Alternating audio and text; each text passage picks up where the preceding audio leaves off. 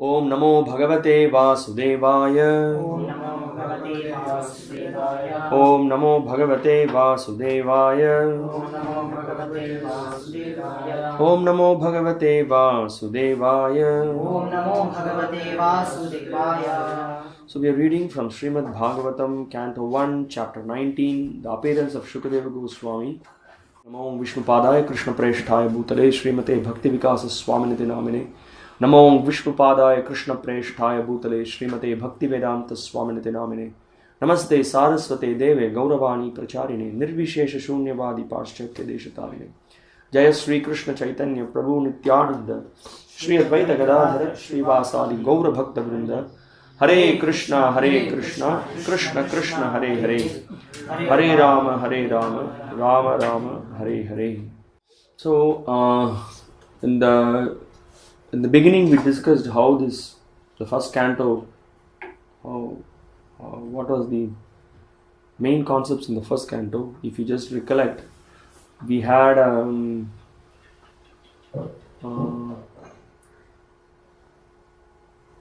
and in the beginning there was the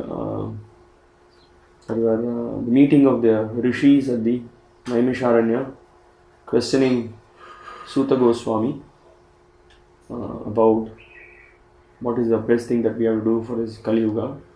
And then we can see in the first canto there are several incidents which are mentioned specifically for two things. Anybody is able to recollect? Anybody is able to remember? Entire first canto, if you see, there are so many events, so many things are there, and that's all meant to bring out. Yeah, we say it's an introduction to Maharaj Parikshit. So we have all these events of, Pandavas, Ashwatthama being Ashwatthama sending his Brahmastra, and then Pandavas being protected, and then eventually Parikshit was born. So there was a prelude for that, and then now this entire event of Parikshit going to that's what this chapter is going to be, that Parikshit is moving towards the bank of Yamuna or Ganga. There he is meditating, or he is seeking the advice of all the great rishis, so that Shukadeva Goswami will appear, and then Bhagavatam is going to unfold. In fact, this entire first canto brings this main event. So everything is kind of a prelude for that. Okay. Now this particular chapter, the main events that we see, this is something amazing. Maharaj Parikshit being a great king and a pure devotee of the Lord, although he didn't do any major crime or any big offense, but this is a characteristic of a pure devotee. He feels repentant for what he has done. We will see that in the very first 4 verses. Very nicely it is discussed. That's a very good attitude of a practicing devotee. We did discuss last class, but we will little bit go into the details of it. That's everyone in this material world, we are bound to make mistakes, and if we can first of all identify we made a mistake. We may not be able to identify, but somebody may point it out, and if we can accept it, and if we understand that that's not the right thing, that what we have done, and feel bad about it, and in fact we will see in some purports Prabhupada is explaining that means that you have become free from that sin, free from whatever mistake you have done. So that's and he discusses about that, and he feels bad that he has given trouble to the Brahmanas, and then he prepares himself for the worst thing to happen, which is he gets the message that in 7 days you're going to leave this world, you're going to die. So he prepares for that, and then all that because of his this decision of leaving the kingdom and then going and then taking shelter in Yamuna, what happened? All the great personalities of the world, everyone, they came to hear from him or to see what is going to happen, because they were all expecting something remarkable event is going to happen. So that is the thing. So they all came forward, and in spite of Parikshit being Such a great experienced personality, pure devotee of the Lord. He was so humble. This is amazing thing. So I know everything. I know. He was never like that. Although he knew everything, he was so humble enough to ask the assembled devotees that what is the best thing I should do. Please guide me. And then Shukadeva Goswami appears, and then the rest of the Bhagavatam it's all about discussion on this. What is the best thing to be done? Okay, so let's proceed. So if I've just given the theme as repentance in this first 4 verses. Okay, so this is how the first 7 verses appears. Maharaj Parikshit repents for his insult. For his insult means, I just have to make it more clear, for the insult that he had done to the Brahmana, and prepares to fast and surrender to the Lord. Okay. So in this first verse he says, Sutta Goswami says, Aho maya nicham anarya vatkritam niragasi brahmani guda tejasi. So he says that my act is not a civilized act, he says. Parikshit Maharaj. So Sutta Goswami says that Parikshit was repenting like that. It is not a civilized act I have done. Any civilized king, how he could just create some trouble to the Brahmanas. Okay, translation of the first verse. While returning home, the king felt that the act he had committed against the faultless and powerful Brahmana was heinous and uncivilized. Consequently, he was distressed. Prabhupada in the Purport says, such repentance is natural for a good man like the king, and such repentance delivers a devotee from all kinds of sins accidentally committed. But when we are in Maya, very difficult for us to even acknowledge that we have done some mistake. We may be thinking that we are right. The devotees are naturally faultless. Accidental sins committed by a devotee are sincerely regretted. And by the grace of the Lord, all sins unwillingly committed by a devotee are burned to ashes in the fire of repentance. Any other incident do you remember from the Bhagavatam? Or some other scriptures also, specifically from the Bhagavatam. Do you remember any other incident where a devotee is repenting? Yeah, Ajamila is a typical example. And he felt so bad for what he had done, and by that repentance, he was purified. Any other incident? Ajamila is a very good example, yes. There is another, also one good incident. Okay, I can give you a clue in the 3rd canto of the Bhagavatam. I can even drill down the clue even much more. Huh? Daksha, he did repent, no? He repented at the last, yes. But then, he did. True. At the end, he said, I made a mistake. He begged for forgiveness from Lord Shiva. Yes, that was good. That was from the 4th canto. I'm just another incident. You can think of something else also. I just spontaneous thing we are discussing. I have another personality in the mind. The 3rd canto, and there are a couple of verses which speaks because of the repentance. Chatush Kumara, did they repent? Dhruv Maharaj, repented. Kardamuni, what was that he repented? When he goes to take sannyas. He didn't commit any big offense or anything. I was thinking of Dhruv Maharaj did repent at the end. He said, what a foolish thing I have done, what I have asked. And also, for what else he repented? Dhruva repented for what? Yeah, Dhruva specifically repented for, I am so foolish. I mean, in the sense, he didn't commit a big sin. Of course, he was also became angry, but the major problem was on the other side. So, okay, what is that? Another incident. It may not be so striking. This one is not so well spoken or anything, but it's in the Varaha Leela, just before the Varaha Leela. So, who was Hiranyaksha and Hiranyakashipu's mother? Diti. So, Diti, she will repent for what she did. You remember that incident? Diti, I was carried away by gunas. My husband told me not to do, but I was pushed. And then there are some verses where it is explained that Diti will, because she followed, Kashyapa will give some ways by which she will be praying. Actually, she will feel very bad for what she has done. She will be praying to Shiva. She'll be praying to her husband also. Then Kashyapa will say, because you prayed, because you felt bad that you did this, because of that, Hiranyaksha and Hiranyakashipu, although they are going to be demons, there is going to be a great devotee will be born in your lineage. Prahlad will be born. So the point of discussion is that when we repent, certainly we are purified of our sins. And also, from 6th canto we can have another aspect of truth. We repent, we feel bad, and then we should just not forget it. We should be more careful, and then we should try to make progress from that. Then if we just take it very lightly, and then it should not become like going to the church and confessing for our sins. And then just do next Sunday, you come back again, and then again you confess, and then come back again you confess. No, in Italy, I think it was in Italy, there was one father, one very big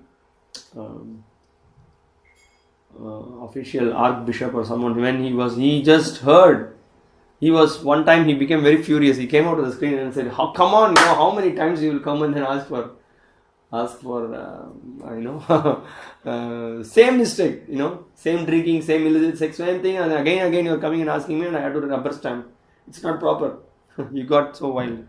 Anyway, so the point is that if you really sincerely feel repentant from the heart, then we will make progress. So we can see Parikshit was really amazing in that. So he felt really bad. Okay, I just also they made a note of when Chaitanya Mahaprabhu and Chaitanya Mahaprabhu pointed out to Vallabhacharya about how Vallabhacharya said that the commentary that he wrote was a different commentary, not in line with Sridhar Swami, and Chaitanya Mahaprabhu pointed out. Then all other devotees, they were also upset. None of them spoke to him, and then later Vallabhacharya himself, Chaitanya Mahaprabhu said that you can, when he corrected himself and he wrote the commentary in line with Sridhar Swami, and Chaitanya Mahaprabhu was very pleased. And then what was the next? And also what Chaitanya Mahaprabhu did, Chaitanya Mahaprabhu accommodated him, and he said that okay, we all will come for lunch to your house, he said. And in that way, all the devotees who were, the relationship was a little strained. Everybody forgot everything. They all went to Vallabha, and he was very happy. And so that's also another thing that we learn from Chaitanya Leela, that maybe somebody commits some mistake and he should not be cursed for eternity, or there is some period of punishment or some period for him to rectify and correct the mistakes. At the same time, we also give an opportunity we also forget what somebody has done, and how the best way of doing that is the devotee who did the mistake goes and serves the devotee to whom he committed a mistake. That's one point. The second thing is like this: feeding the devotees. I think you have to wash your hands. Feeding the devotees. By feeding the devotee, then you go on honor, you accept lunch, and you forget, and you don't remember all those things. And that's how in the Vaishnava community, the relationship should be like that. And if in that way, if you act in that way, then Lord will also be very pleased. At the same time, it should not be misused. It should not be mishandled. Okay, here is another amazing point. We see here. Okay, text 2. Due to my neglecting the injunctions of the Supreme Lord, I must certainly expect some difficulty to overcome me in the near future. I now desire without reservation that the calamity come now, for in this way I may be freed of the sinful action and not commit such an offense again. Again we can see how he is Vasudeva Parayana, Narayana Parayana, a great devotee of the Lord. He said, let the calamity come, let me face this. Because I have just done, I have insulted a powerful Brahmana, and that was not a proper act. I should have actually, I deserve the punishment. Like that, Parikshit is repenting, feeling bad. Prabhupada says, a man's personal misconduct affects all his family members. Therefore, Maharaj Parikshit desired the calamity to fall on him alone. By suffering personally, he would be restrained from future sins, and at the same time, the sin which he had committed would be counteracted so that his descendants would not suffer. That is the way a responsible devotee thinks. Amazing, huh? This is very nice, huh? Taking ownership on himself, not allowing his family members or... But you see, this is an amazing thing when the king or someone, or a devotee also, when he does service to the Lord, the dependents get the benefit. Correct? Say like the wife, children, they get the benefit of because the father is a devotee. Similarly, the king is a devotee. The praja get how much? 1/6, something like that. No, so they get the benefit. But here, see the attitude of the devotee. So sin also they should share, no. But that is also there, no. In the Shastras it is mentioned. Whatever the king does, the praja also gets the reaction of it. That's why if the king is not dharmic, he is stating we also get the reaction because of his adharmic ruling. But here, see how Parikshit is responding. Parikshit is praying that let the calamity just fall on me alone. My dependents or no one should get any kind of. They should not be in any kind of trouble. That is the way a responsible devotee thinks. Rather, when we are in neophyte stage, we want to dump it on someone else. We do something and we just dump it on someone else. This is such a neophyte mentality. You see the contrast between a neophyte devotee and a Uttama Bhagavata. In fact, sometimes Uttama devotees are great personality. They sometimes take it on on their head, even if sometimes they have not done to see that the situation goes in a smooth way. That's another point discussed. But this is how the attitude should be. See, so much we learn from the Bhagavatam. Such an amazing attitude we learn from here. I am uncivilized and sinful due to my neglect of Brahminical culture, God consciousness and cow protection. Therefore, I wish that my kingdom, strength and riches burn up immediately by the fire of the Brahmana's wrath, so that in the future I may not be guided by such inauspicious attitudes. Actually, it may appear when you just look at this verse. Oh, he's saying that I wish that my kingdom, strength and riches burn up immediately. But actually, he's actually expressing the point that actually I should suffer for it. I should just lose everything. That was his expression. If he feels that let my kingdom be burnt, then what happens? What will be the consequence of it? If the kingdom is be burnt, then what will be the consequence of it? Okay, that's a good point. All the citizens will be burnt. Say innocent animals will be burnt. Anything else you can think of? What else will happen? It's an interesting. We thought about it, and it's a good one. Brahmanas were also. This is the point. There are Brahmanas also in the praja in this kingdom. They will also be burnt, which Parikshit will never even in the dream think of such a thing. So actually, also the acharyas are pointing out that Srila Jiva Goswami also points out that actually what is meant when we say that my kingdom is burnt, actually is trying to explain the point that actually let me take myself all the reactions. Let it not be a burden on anyone else. So we also saw Prabhupada pointing out in the previous purport. Okay. The influence of the age of Kali came at an opportune moment, and even a strong king like Maharaj Parikshit was induced to disregard the Brahminical culture due to a slight provocation of hunger and thirst. Maharaj Parikshit lamented the accidental incident, and he desired that all his kingdom, strength and accumulation of wealth would be burned up for not being engaged in Brahminical culture, etc.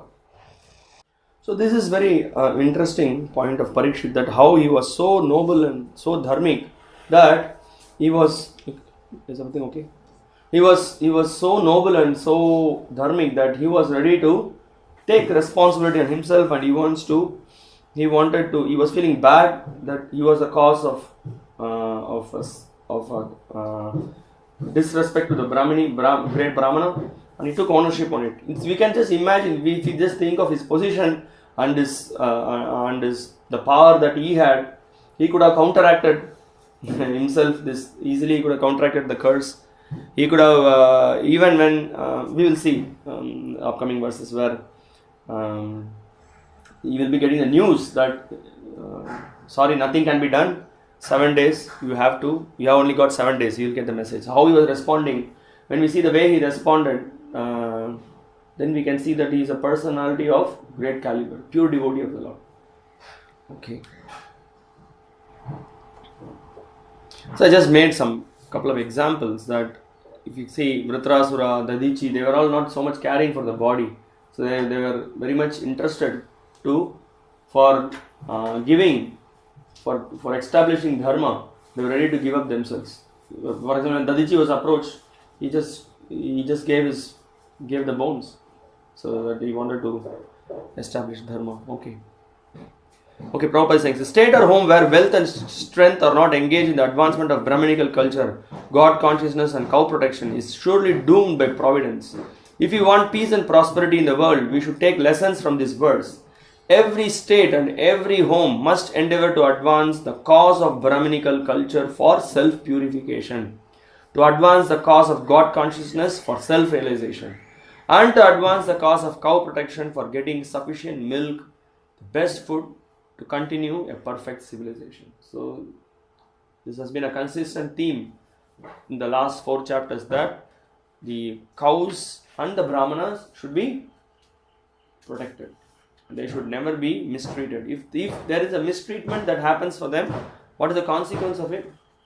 The consequence is that the society will be disastrous. There will be no peace, and Prabhupada puts it here. While the king was thus repenting, he received news of his imminent death, which would be due to the bite of a snake bird, occasioned by the curse spoken by the sage's son. The king accepted this as good news, for it would be the cause of his indifference toward worldly things. So when he just got the news, somebody will panic. Now many people are actually, we discussed this before also, they are all in so much depression and they are just in great tension. So many, there is left, right and center now, so many people are dying because of corona. And many people are very much worried what is going to happen to me. I was just speaking to one of my friend. He said that one of his relative is calling during the evening time, the night time, said that during the day somehow or other I'm okay, I'm just trying, and I'm not trying to hear any news or anything. But once in the night time comes, I'm getting so much fear. Oh, I may die because of corona. I may also be infected by corona. So much fear they are getting. And but for a devotee who is having full faith in Krishna and his words, and who is completely absorbed in the holy names and is on the service of the Lord, he may not have he has no problem. His typical example here is Parikshit. He was given 7 days. 7 days time was given to him. Sunday to next Saturday. I'm just giving an example. Sunday to Saturday is one cycle. So during the 7 days, after 7th day, the end of the 7th day, you're going to leave the body. But we also do not know what is. We also have 7 days. So what is going to be our situation? We do not know. So we should be ready. We should be prepared to face the calamity at any time. So that is the goal of the Krishna consciousness movement. That to keep people happy by the process of Krishna consciousness. You don't feel afraid. You don't feel thinking, oh, what will happen to me? I'm going to die. In fact, a very interesting realization. His Grace Manidhar Prabhu, Prabhupada disciple, he said that what incident which was really captivating him amongst the devotees was when he came to the movement for the first time. He saw devotees. He said generally anybody naturally will have some fear of death. Correct? People have some fear of death. But he saw when devotees, they didn't even bother about that they were birth, death, old age, disease. This was not a big trouble for them. And he saw that was amazing. How is that? How that they had such a conviction? So that is the teaching of pure devotional service, isn't it? Kleshagni, immediate effect of pure devotional service. So he was stunned. Death is not not a big discussion at all. That means such a realization devotees are having. Here we can see the leader of pure devotees, and Parikshit Maharaj himself is setting such an example. Okay. On the path of perfection, one must become free from all material attachments and thus become fit to enter into the spiritual kingdom.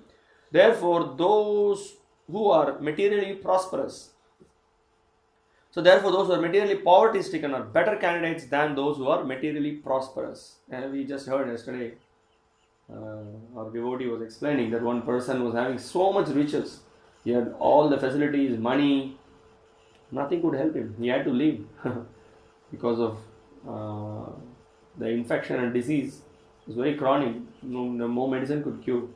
So, however materially prosperous you may be thinking this will protect me, money will protect me, my friends will protect me, relatives will protect me, my assets will protect me, medicines will protect me. Nobody will protect. So that's the whole point. Okay, Prabhupada is speaking. Maharaj Parikshit was a great devotee of the Lord and a bona fide candidate for entering into the kingdom of God. But even though he was so, his material assets as the emperor of the world were setbacks to perfect attainment of his rightful status as one of the associates of the Lord in the spiritual sky. So that is the point. The main point made here is how much our money you have, how much our name, fame, glories you have, how much our followers you have, nobody can help us at the time of death. We have to drive our own. We have to drive our own plane. Okay. Both Shamika Muni and the king were self-realized souls. Shamika Muni was a mystic and Maharaja Parikshit was a devotee. Therefore, there was no difference between them in self-realization. Neither of them was afraid of meeting death. Maharaj Parikshit could have gone to the Muni to beg his pardon, but the news of imminent death was conveyed to the king with so much regret by the Muni that the king did not want to shame the Muni further by his presence there. He decided to prepare himself for his imminent death and find out the way to go back to God. This is amazing, huh? What a quality. He didn't want to go and then speak anything, nothing, no compromise, no concessions. He just, okay, I got it, now let me face it. So the Prabhupada is acknowledging that because both of them were well trained in what? In the process of self-realization, in the process of spiritual service, they were well trained. Foolish men forget this sure fact of death and neglect the duty of preparing themselves for going back to Godhead. They spoil their lives in animal propensities to eat, drink, be merry and enjoy. Such an irresponsible life is adopted by the people in the age of Kali because of the sinful desire to condemn Brahminical culture, God consciousness and cow protection. All three of which the state is responsible to advance. The state must employ revenue to advance these three items and thus educate the populace to prepare for death and going back to God. Amazing, Srila Prabhupada, how he just says the revenue should be collected from the people. For what? For going back to God and for engaging in service. Yeah, three things Prabhupada says. The revenue collected should be engaged responsibly for cow protection, and then what else Prabhupada says? Three things he says. Brahminical culture. Yeah, to promote Brahminical culture, to help people remember God, be in God consciousness, and then protecting the cows. Three things. So to promote this, revenue should be used for this, not for something else. Not for opening a big cricket ground with floodlights. That's what is happening. I'm just giving one example. There are thousands, and we could say like Sukadeva Goswami. We will see in the second canto, in the first chapter or second chapter, the very first discussion he opens up. He just speaks about a very important verse. What is that? Shrotavyadini Rajendra Nrinam Santi Sahasrashah Apashyatam Atmatvam Griheshu Grihemediram. Shrotavyadini, thousands and thousands of things are being discussed, are being promoted, are being advertised, are being encouraged in this world, which are simply bereft of self-realization. No use of such things. But rather, if these three things are focused in the society, then that will help one to prepare properly to go back home, back to God. Okay. The state which does so is the real welfare state. Text 5. Maharaj Parikshit sat down firmly on the banks of the Ganges to concentrate his mind in Krishna consciousness, rejecting all other practices of self-realization, because transcendental loving service to Krishna is the greatest achievement, superseding all other methods. I'm just reading one particular section from the purport. Modern scientists are very eager to reach the moon by material arrangements, but they cannot conceive of the highest planet of this universe. But a devotee like Maharaj Parikshit does not care a fig for the moon, or for that matter, any of the material planets. So when he was assured of his death on a fixed date, he became more determined in the transcendental loving service of Lord Krishna by complete fasting on the bank of the transcendental river Yamuna, which flows down by the capital of Hastinapura in the Delhi state. Both the Ganga and the Yamuna are Amartya, transcendental rivers, and the Yamuna is still more sanctified for the following reasons. And there are reasons being given. Actually, he went, although they said that Ganga, but he was in Hastinapura and it was the capital, which is now the current Delhi. So Yamuna was flowing there, and Parikshit went there to take He wanted to take shelter of the pure place. Now there is one interesting point here. Prabhupada says that Maharaj Parikshit does not care a fig for the moon, or for that matter any of the material planets. See, this is something amazing. Whole world was stunned by such a renunciation spirit that Maharaj Parikshit exemplified. He just immediately he took a decision on his own. He didn't. He took a decision to fast until death. That's one. Second thing, he went to the right place. He went to the bank of Yamuna. Now, any other personality you remember who was also so quick to take a decision? Yeah, Katwang Maharaj. Yes, Vidura also. Katwang is more, I would say, such a. He had a very. He was just asked, so how much time I have? What was told for him? One shana. The one shana, one muhurta. Very, very short time. And he just sat down. He just remembered the Supreme Lord Sri Krishna and went back to God. And it's not. We may say, we may say that I'll just at the time of when I become old, I will see at that time. But it's not easy. So difficult. We are attached to so many things. It's very, very, unless we practice this from young age, not so easy. And also practicing means absorbing ourselves. More we absorb and more we start to relish this practice of Krishna consciousness. We experience the bliss in Krishna consciousness. As we grow old, we may not be able to sustain it. So that is why it's required that we discuss this philosophy of Krishna consciousness, we contemplate about it, we practice about it, we take risks for serving Krishna. We don't just be in the mentality of okay, my quota is over, I've done my thing, it's over. So, we may, on the other hand, we may say, Prabhuji, devotional service is so glorious. You can, whatever little thing even in the mind you think it's you get such a benefit. True, the more we appreciate the service that we render to Krishna, the power of the holy name, the power of pure devotion, and the glory of devotees, the more we tend to absorb ourselves in that, the more we come very closer to this process, then we'll be more and more absorbed, we'll relish, we'll be very happy. So this is the big sign of a devotee. He is happy devotees.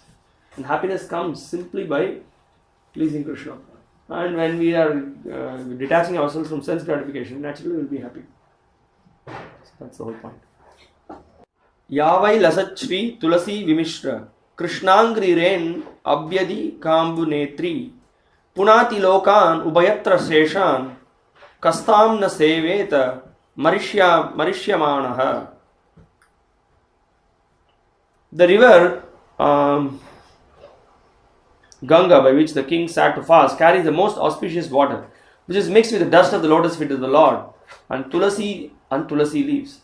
Therefore, that water sanctifies the three worlds, inside and outside, and even sanctifies Lord Shiva and other demigods. Consequently, everyone who is destined to die must take shelter of this river. Prabhupada says in the purport here. Generally, it is said that the king took shelter on the bank of the Ganga, but according to Srila Jiva Goswami, the king took shelter on the bank of the Yamuna. Srila Jiva Goswami's statement appears to be more accurate because of the geographical location. Maharaj Parikshit resided in his capital Hastinapura. We discussed this before. Okay. Then Prabhupada points out this. According to the Varaha Purana, as quoted by Srila Jiva Goswami, there is no difference between the water of the Ganga and the Yamuna. But when the water of the Ganga is sanctified 100 times, it is called the Yamuna. Similarly, it is said in the scriptures that 1000 names of Vishnu are equal to one name of Rama. And 3 names of Lord Rama are equal to one name of Krishna. It gives the glory of Yamuna, which is since being touched by Krishna. Okay, then one other point in this verse, we made a note. Here you see it's mentioned that he took shelter of Krishnangri, the lotus feet of Lord Sri Krishna. There was another verse in which it is mentioned that many times it is mentioned that Vasudeva Parayana, Narayana Parayana, and then one verse we can see. I forgot to make a note of it. I'll show you later. That Parikshit In one place, he very clearly says that he wants to take shelter of Krishna. He wants to take shelter of Krishna, the Supreme Personality of God, because he is the source of all the other forms of the Lord. So that was interesting to note. He is the cause of all the causes. Krishna is the cause of all the causes. Okay, next verse, text number 7. Yeah. Now, with great determination, Parikshit decided to absorb in the meditation on Supreme Lord. Thus the king, the worthy descendant of the Pandavas, decided once and for all and sat on the Ganges bank to fast until death and give himself up to the lotus feet of Lord Krishna, who alone is able to award liberation. So freeing himself from all kinds of associations and attachments, he accepted the vows of a sage. Prabhupada says, to meditate upon the lotus feet of Lord means to become free from the effects of all previous sins. The conditions of the material world are so made that one has to commit sins willingly or unwillingly. And the best example is Maharaj Parikshit himself, who was a recognized sinless pious king. But he also became a victim of the offense he had committed against a Brahmana, even though he was ever unwilling to commit such a mistake. Now, it's a good point. So we have from this one, just reading this particular purport, we can imagine that how careful we need to be. On one hand, we understand it's all plan of the Lord. On the other hand, Prabhupada is pointing out here that see Parikshit himself, had committed an offense. What to speak of us? So what do we learn from this? We need to be careful. We need to be very careful how to deal in all the situation. Okay. He was cursed also, but because he was a great devotee of the Lord, even such reverses of life became favorable. The principle is that one should not willingly commit any sin in this life and should constantly remember the lotus feet of the Lord without deviation. Only if a devotee is in such a mood will the Lord help him make regular progress toward the path of liberation and thus attain the lotus feet of the Lord. Even if there are accidental sins committed by the devotee, the Lord saves the surrendered soul from all sins as confirmed in all scriptures. So who is saying this? Swapada moolam bhajata priyasya tyaktanya bhavasya harit pareshah vikarma chotpatitam katanchit dhunoti sarvam hridisannivishta. So the Lord who is seated within the heart, because of the sins, the devotee, whatever sins he has committed, the Lord, he just removes all those sins because this devotee is in remembrance of the Supreme Lord. Okay. Now we are going to another section. After hearing of the great king's plight, okay, I'll repeat again. After hearing of the great king's plight, many rishis arrived. Maharaj Parikshit welcomes them and tells them of his decision to fast until death. So when the great personality like Parikshit Maharaj, when he just moved to the bank of Ganga, so all the great rishis assembled. Now let's see what is happening. Text 8. At the time, all the great-minded thinkers, accompanied by the disciples and sages who could verily sanctify a place of pilgrimage just by their presence, arrived there on the plea of making a pilgrim's journey. Okay, Prabhupada says in the purport, actually they came to meet Maharaj Parikshit and not to take a bath while on pilgrimage, because all of them were competent enough to sanctify the places of pilgrimage. Common men go to pilgrimage sites to get themselves purified of all sins. Thus the places of pilgrimage become overburdened with the sins of others. But when such sages visited overburdened places of pilgrimage, they sanctify the places by their presence. Anybody remembers the verse? Okay.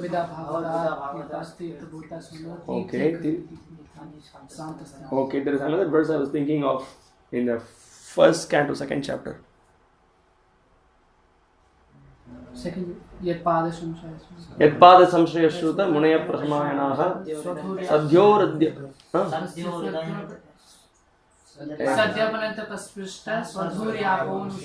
Svardhunyapo Nusevaya. Sadhyo Punantya Prasprishta Svardhunyapo Nusevaya. So that's the whole point. Yeah. So there is another verse also we will see. Just right in this verse. Well, in this chapter only we'll be dealing with that verse. We will discuss about it at the time. This I'll also, because since we touched this point, that even just by remembering, this is the power for purification. We are just going and taking bath in the Ganga or any holy river, but just by remembering the devotee, one is purified. Shastra says. The Bhagavatam says here that was the greatness of the pure devotees of the Lord. And what else? There was another interesting thing. What our great Narottama Das Thakur sings. Gangara parasha hoile pashyate pavan darshane pavitra kora he tumhara guru. So this is the great quality of a pure devotee. Just by seeing him, one is purified. Okay. So all the great rishis that arrived, and Prabhupada in this purport gives about various devotees, what are their standings, or you can just go through that. Now, this is another interesting thing here we are seeing here. Again, text 11, we are moving to text 11. Anye cha devarshi brahmarshi varya rajarshi varya arunadhayascha nana shreya pravaran sametan abhyarchya raja shirasa vavande abhyarchya raja shirasa vavande. This is something to be imbibed. There were also, imbibed means I'm saying this, something for us to learn from, for us to follow from Maharaj Parikshit. When all the great rishis assembled, what Parikshit did, when they all assembled together to meet the Emperor Parikshit, he received them properly and bowed his head to the ground. What is this, Prabhu? Obeisances, But obeying obeisances, king is not some, this is the point that we have to realize, that he is not an ordinary king. He is the king of the entire world. Everyone just by by flicking of these fingers, anybody will do anything for him. But such a great personality was so humble and meek. He just, moment all the great rishis came, he bowed down. Remember that famous incident when Gargamuni Prabhu, when Prabhupada, he said that he was initially he saw all devotees paying obeisances. He felt that, I don't want to pay obeisances. That it should come naturally. So Prabhupada said that first you bow down, then it will come naturally. First thing is you have to bow down. Whether you feel it natural or you feel that, from the heart I should do, it will come from the heart one day. We will keep bowing down. One day we will just really feel to do it from the heart. The system of bowing down the head to the ground to show respect to superiors is an excellent etiquette which obliges the honored guest deep into the heart. In fact, when people do not know about this culture in the West also, when they saw so many devotees right there in the airport following full Dandavat pranams to Prabhupada, they were all, what is going on? What is this? Who is this person? Prabhupada will just come down from the flight, he'll be walking and it will boom, all devotees just flat. Because a devotee has to be honored. He has to. So the basic thing that we need to do is we need to show respect to the superior. So in Vedic culture we can see there was respect shown to the parents, respect shown to our sisters and brothers of the parents. It is a common thing. I'm sure this practice was there in all the culture. On let's say on a birthday or some festival day, we are all instructed what is the thing you have to do. You should go and then maybe we'll go to the relative's house, we may go to the grandfather's house. We offer, first thing that we do is we offer pranam to them. I very well remember my case also. I'll just go and offer pranam to my grandfather, I'll go and offer pranam to my grandmother. Of course, there was also, this is all progression of the Kali. As time progressed, there was also hidden motivation, and say, hey, this is Deepavali, we have to go and then offer obeisances to my grandmother and grandfather. Why? They will give some money to me.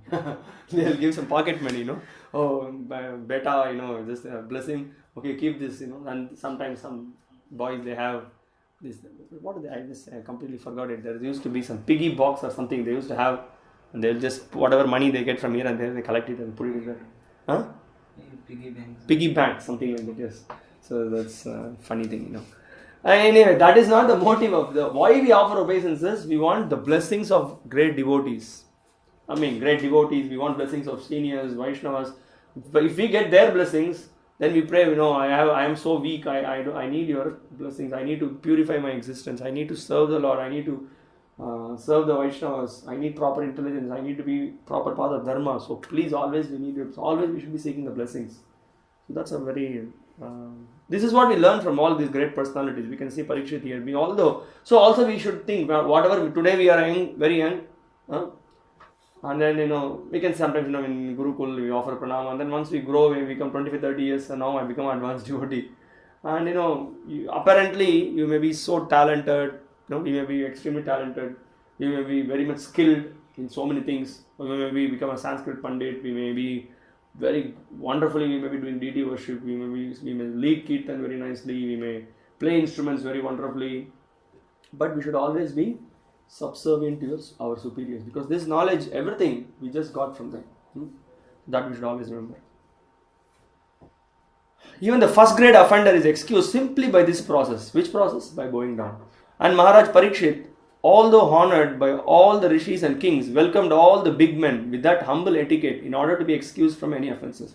And also we should not hesitate, when we see, we should not, sometimes we speculate, although it may appear like difficulty. When we see any advanced devotee, elder to us, or spiritual master, or some other senior Vaishnavas, whatever, immediately we should bow down.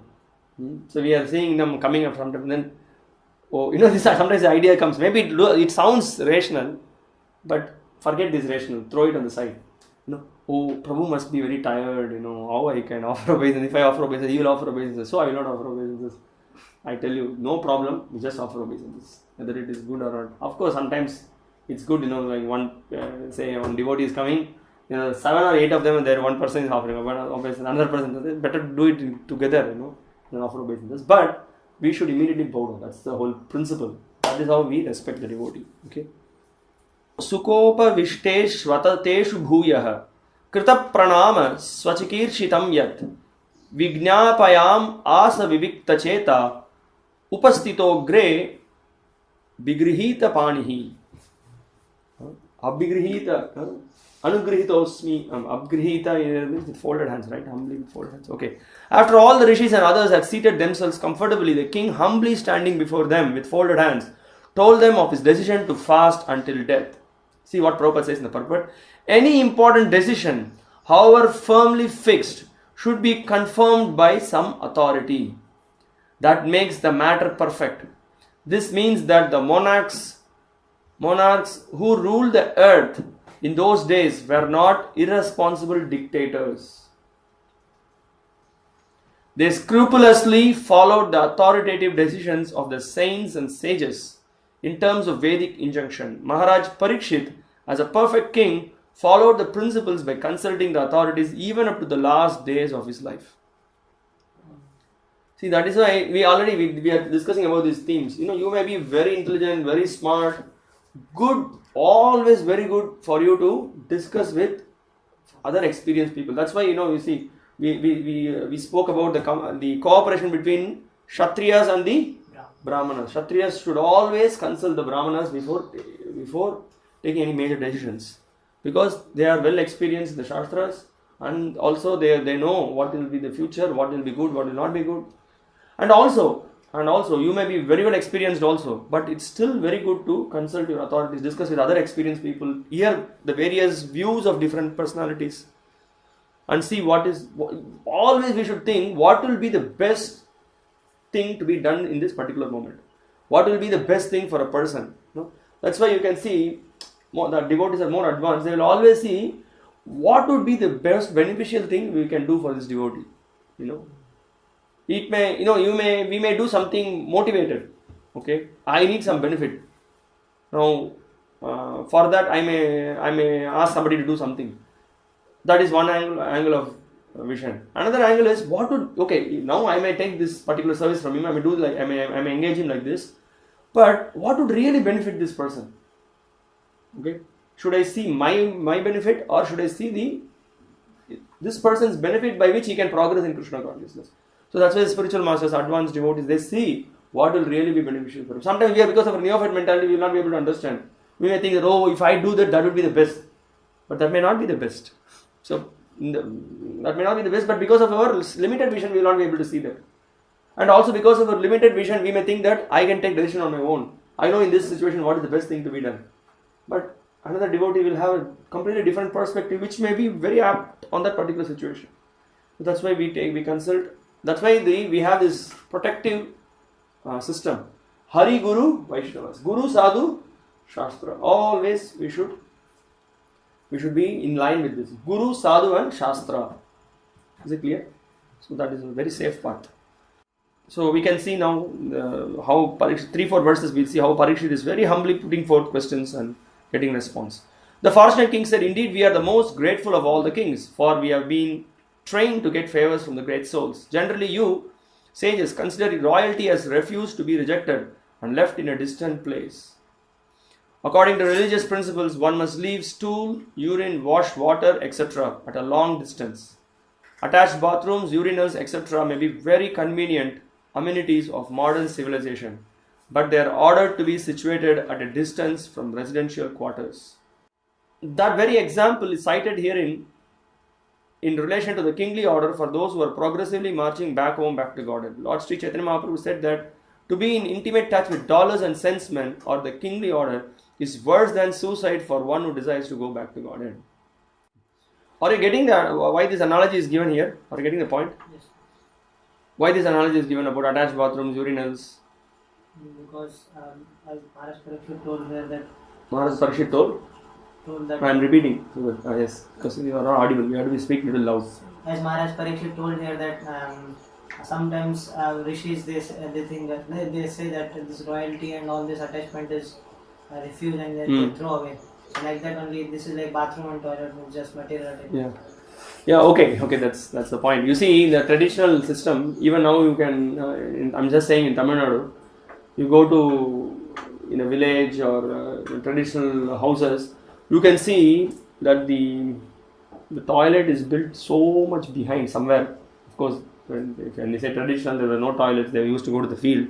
But even now, you can see now many times. I don't know how many of you have been to. I just remember some places in Kanchipuram. You go to the Kanchipuram, you will see houses in the Agraharam. It will be like the one full stretch, in one full straight way. It will go till the end, and you can see at the edge, separate toilet will be separate.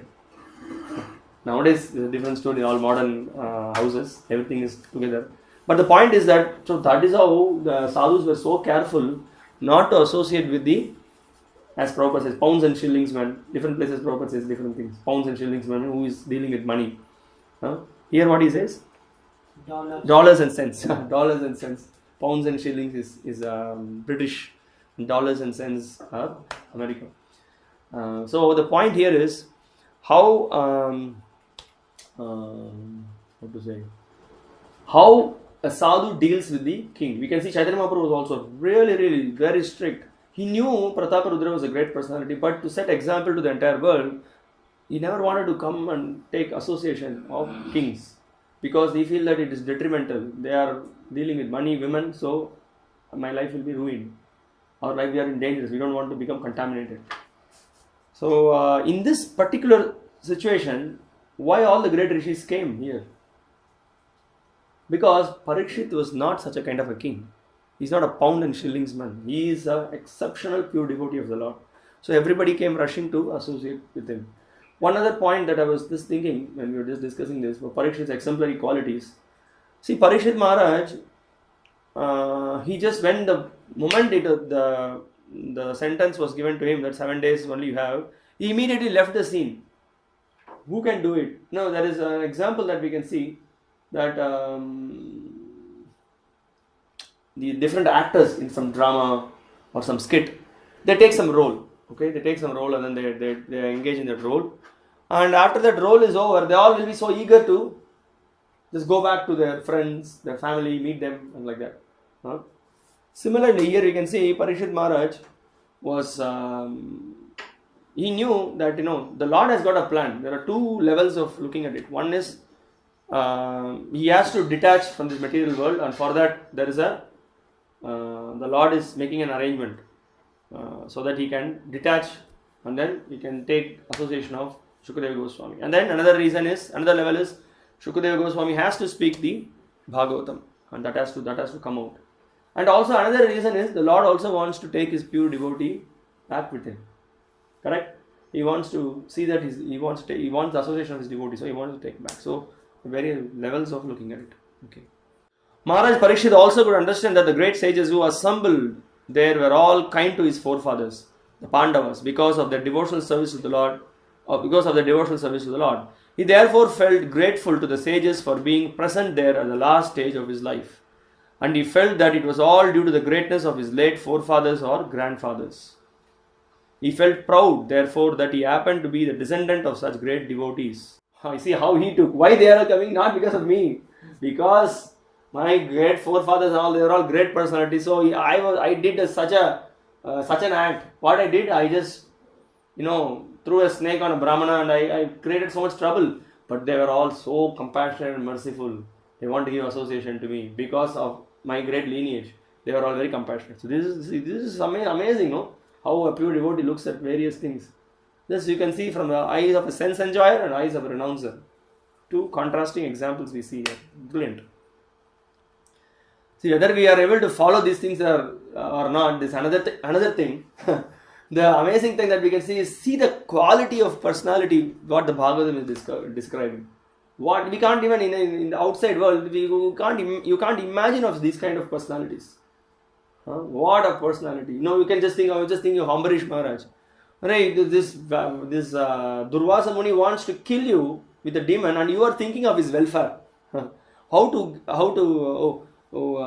playing the Sudarshana. Please, whatever pious credits I have, please use all these things and please help this Durvasa. That is why Durvasa Muni, and after this whole incident, he's saying, "Oh, what a great personality! What a great personality is." That's a very famous verse. That is that. I never learned that verse. He says, "What a great." The other day I quoted. Remember. What a great personality is this Ambarish.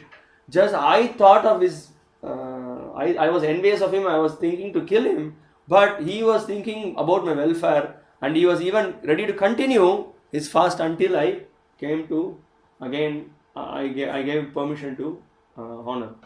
That was the glory of a great devotee. So these are all the characters the Bhagavatam is discussing.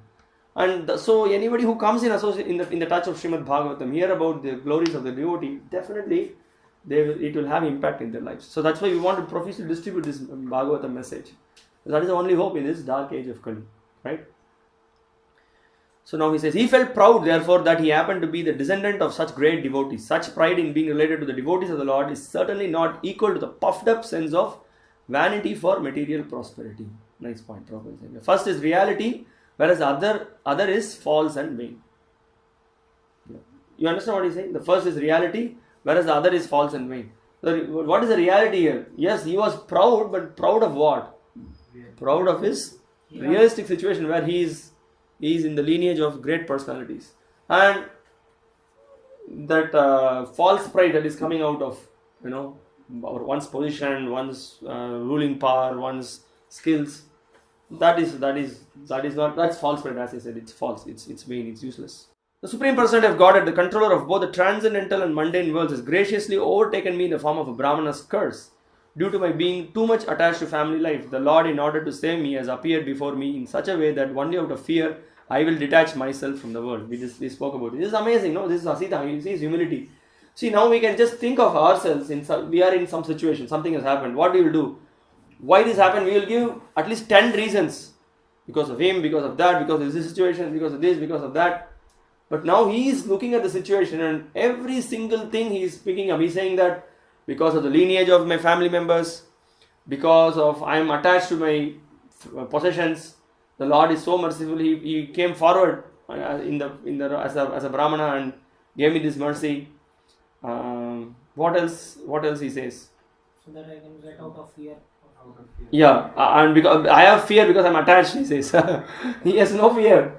But you see, setting example for us to learn from this, and then not to get attached to the pounds and shillings and the whatever material assets we have. Okay. Prabhupada says, Maharaj Parikshit, although born in a family of great devotees, the Pandavas, and although securely trained in transcendental attachment for the association of the Lord, still found the allurement of mundane family life so strong that he had to be detached by a plan of the Lord. Such direct action is taken by the Lord in the case of a special devotee whom the Lord wants to accomplish a particular mission. Maharaj Parikshit could understand this by the presence of the topmost transcendentalists in the universe. So all great personalities are there. So when he walked in, so we will see what happens. Several personalities. There are so many stories are there. One, I'm sure some of you have read about the life history of Ramanujacharya.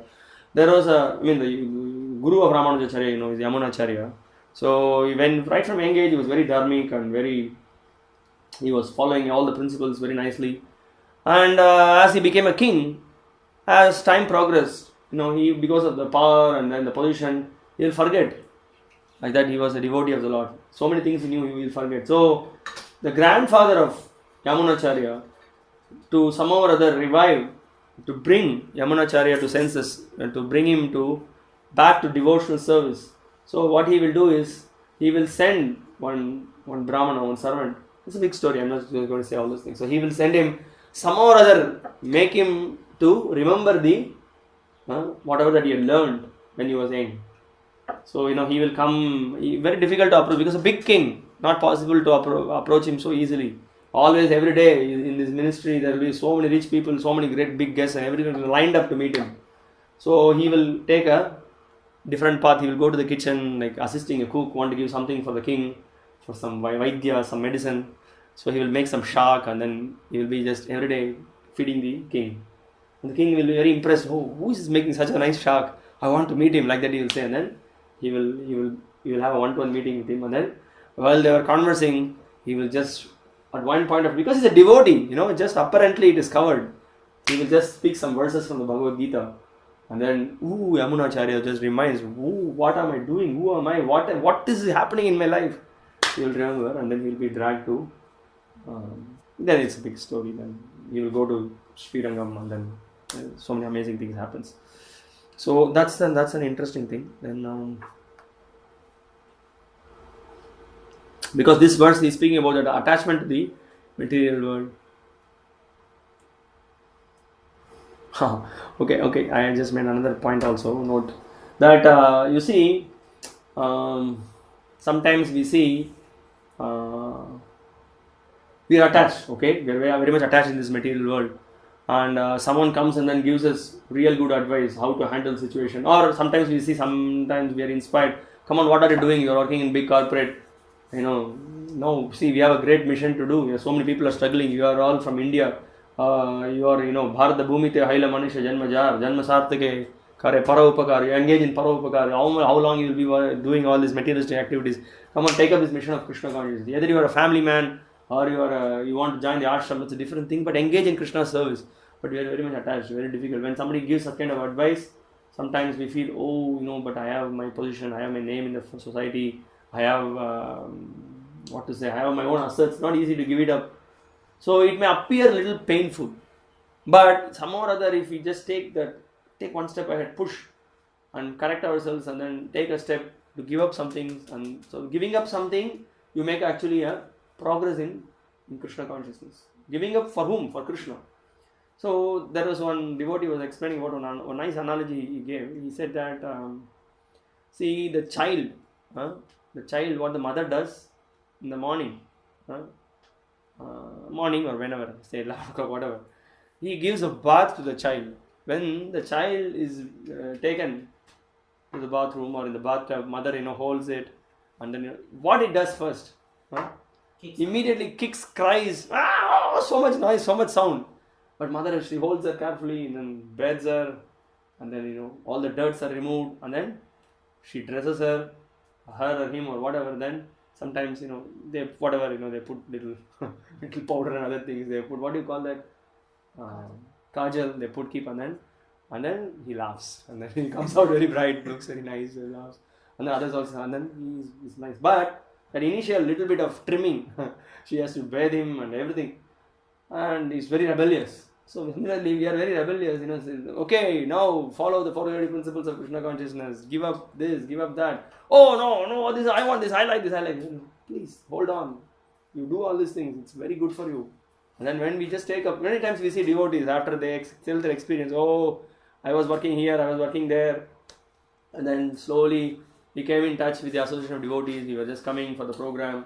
Initially, they will not be much, they will not be interested in so many things, and then, they were giving prasadam, and then I was coming, and then I was going, and then you can see the history of many devotees. They were all gradually, they gave up, and then later they are able to appreciate, that was horrible what I was doing, what was happening. But it took some time for purification. So beginning we may not be able to appreciate, we may not be able to understand, but if we have little faith and proceed with this process of Krishna consciousness, we ourselves, we do not know how I gave up. So I was just discussing the other day with one elderly Mataji. She was in one program, she was asking a question, as a family people, how to give up material attachments, or how to give up, we are having so many assets, this and that. So I was just explaining, See, this Krishna conscious process is so powerful that the chanting of the holy names of Krishna, honoring prasadam, associating with devotees, hearing Bhagavatam, chanting the holy names, staying in the association of devotees in a particular place which becomes dham when they are being glorified, then what happens?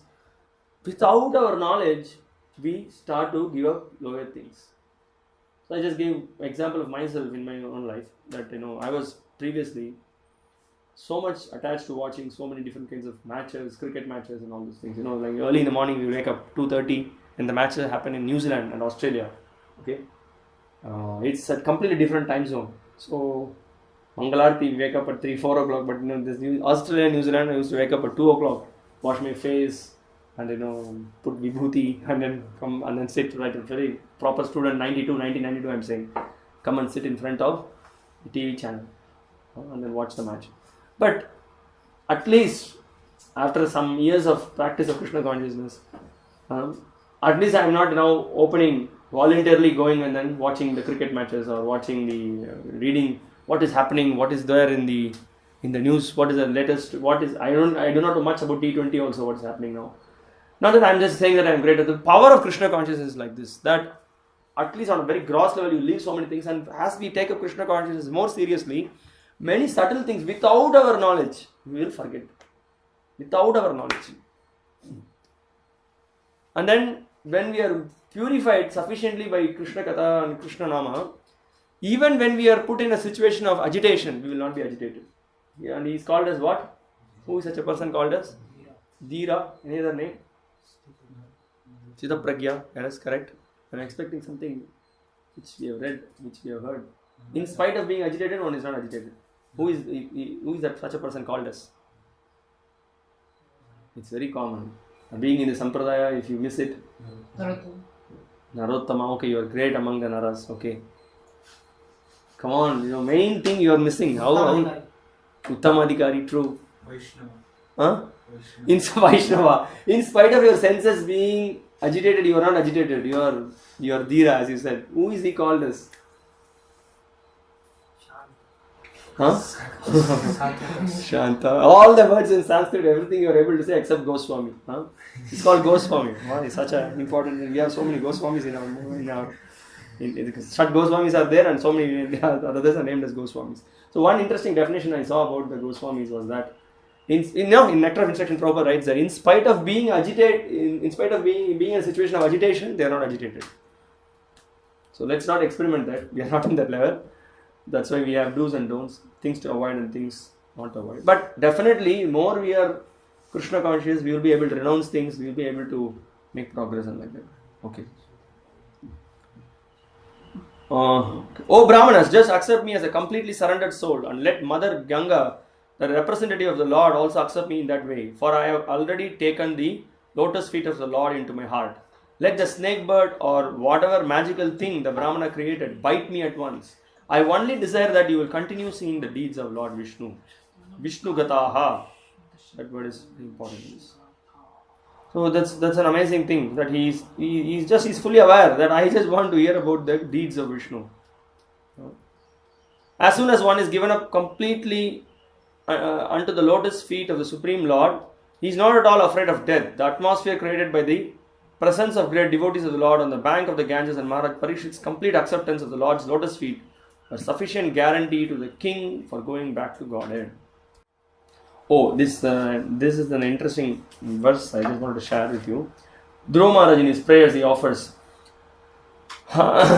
He says, Bhakting muhu pravahatam tvaime prasango bhuyad anantamahatam amalāṣayanam yenāņjasolbhanam uruvyasanam bhavabdhim Neshye bhavad gunakatamrita panamattaha. Gunakatamrita panamattaha. He is hankering for only one thing, Dhruva Maharaj. What is that I should become mad, he says. Mad of what? Mad of your name, form, glories. Dhruva Maharaj continued, Oh unlimited Lord, kindly bless me so that I may associate with great devotees who engage in your transcendental loving service constantly, as the waves of a river constantly flow. Such transcendental devotees are completely situated in an uncontaminated state of life. By the process of devotional service, I shall surely be able to cross the nascent ocean of material existence which is filled with the waves of blazing fire-like dangers. It will be very easy for me, for I am becoming mad to hear about your transcendental qualities and pastimes, which are eternally existent. So this is the point. This is what Parikshit is also happening here. He says, I want to forget about everything. I want to become mad hearing about Lord Vishnu's glories, Vishnu's deeds I want to hear. So we can see all the great devotees are in similar line. Okay, that's nice. We can just remember some of the verses. This is spoken by the, I think the Kumaras. Oh my Lord, persons who smell the aroma of your lotus feet, carried by the air of Vedic sound through the holes of the ears, accept your devotional service. For them, you are never separated from the lotus of their hearts. Okay, this is a famous verse again from the Prithu section. Prithu says, my dear Lord, you are the best of the demigods. Who can offer benedictions? Why therefore should any learned person ask you for benedictions meant for living entities, bewildered by the modes of nature? Such benedictions are available automatically even in the lives of the living entities suffering in hellish conditions. My dear Lord, you can certainly bestow merging into your existence, but I do not wish to have such a benediction. You can make a note of it and then probably you can just read this section from Prithu Maharaj. Srimad Bhagavatam 4:20, 23 to 26. In this series of verses you will see the glory of hearing from pure devotees will be mentioned. One famous verse which speaks about how when the pure devotee speaks, actually it carries the aroma particles, dust aroma particles from the Lord's lotus feet. That is being carried away, and then you hear, and the message that is you are hearing is from the pure devotee, from the lips of a pure devotee. You hear the that narrations that whatever that he is speaking is the pure message. That is one thing you will see. And also Parikshit is hankering, so Prithu Maharaj is hankering. Oh, I want to hear from the great devotees of the Lord. For let me have millions and millions of ears, millions and millions of tongues I require to glorify you. So please, I don't have time. You can just go to that section. Okay, he says, again offering obeisances unto all you Brahmanas, I pray that if I should again take my birth in the material world, I will have complete attachment to the unlimited Lord Krishna, association with his devotees and friendly relations with all living beings. But this is an interesting point here. Parikshit is praying that he says that I want complete attachment to the Supreme Lord Sri Krishna. That's one point. And he says I always want to associate with devotees. And then he says friendly relations with all living beings.